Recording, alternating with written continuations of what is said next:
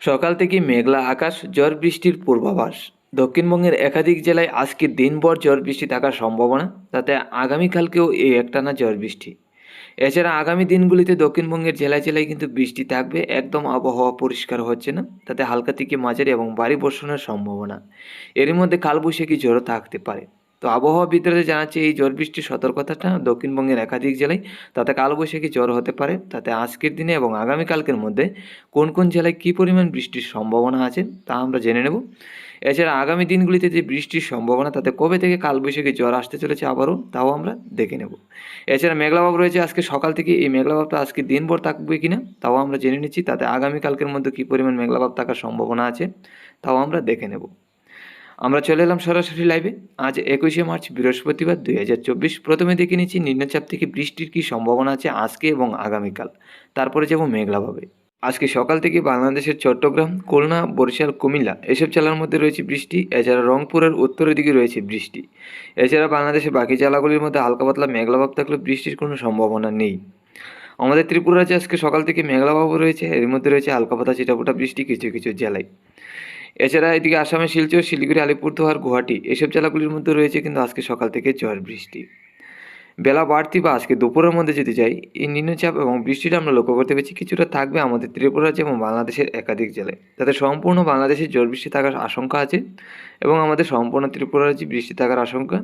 আসামের শিলচর, শিলিগুড়ি, আলিপুরদুয়ার, গুয়াহাটির মধ্যে ঝড় বৃষ্টি থাকার আশঙ্কা। আর এই যে মেঘলাভাবটা রয়েছে আজকে সারাদিন ভর কিন্তু এই মেঘলাভাবটা থাকার সম্ভাবনা আছে আমাদের ত্রিপুরা রাজ্যে এবং বাংলাদেশের একাধিক জেলায়।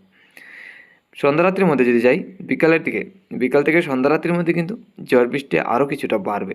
তাতে বাংলাদেশের রাজশাহী, খুলনা এবং ঢাকার সাইড নিয়ে ভারী থেকে অতি ভারী বর্ষণ, এরই মধ্যে মোটামুটি বজ্রপাতও থাকবে।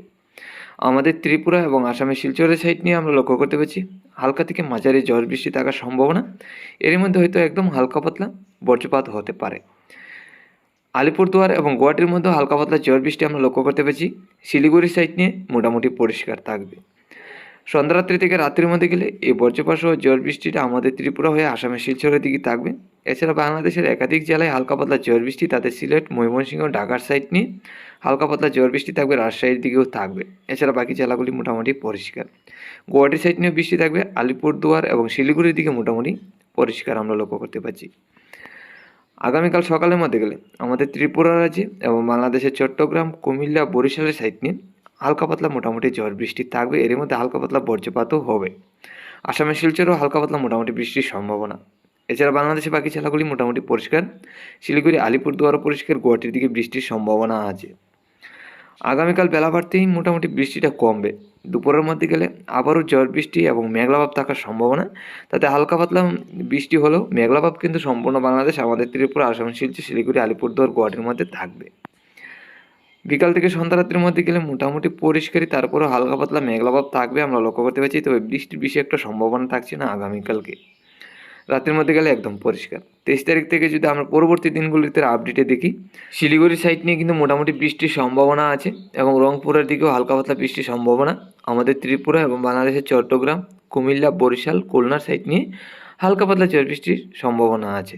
এছাড়া আগামী 23 তারিখ দুপুরের মধ্যে গেলে ঝড় বৃষ্টি এবং মেঘলাভাবটা লক্ষ্য করতে পারছি সম্পূর্ণ বাংলাদেশ, আমাদের ত্রিপুরা, আসামের শিলচর, শিলিগুড়ি, আলিপুরদুয়ার, গুয়াহাটি। তাতে দুপুরের পর থেকে বিকাল পর্যন্ত এই ঝড় বৃষ্টিটা থাকার সম্ভাবনা। 24 তারিখ সকাল থেকে আবারও আমাদের ত্রিপুরা, আসামের শিলচরের দিকে ঝড় বৃষ্টি বাংলাদেশে আমরা লক্ষ্য করতে পারছি। বিকাল থেকে রাত্রির মধ্যে আমাদের ত্রিপুরা, বাংলাদেশের কুমিল্লা, বরিশাল, চট্টগ্রাম, ঢাকার সাইড নিয়ে বাংলাদেশের উত্তরে সিলেট এসব জেলাগুলির মধ্যে বৃষ্টি থাকবে। আর আমাদের ত্রিপুরা রাজ্যে কিন্তু এখনকার সময় লক্ষ্য করতেছি প্রত্যেক দিন সন্ধ্যারাত্রি থেকে রাত্রির মধ্যে এবং পরের দিন সকাল পর্যন্ত বৃষ্টি থাকার সম্ভাবনা আছে।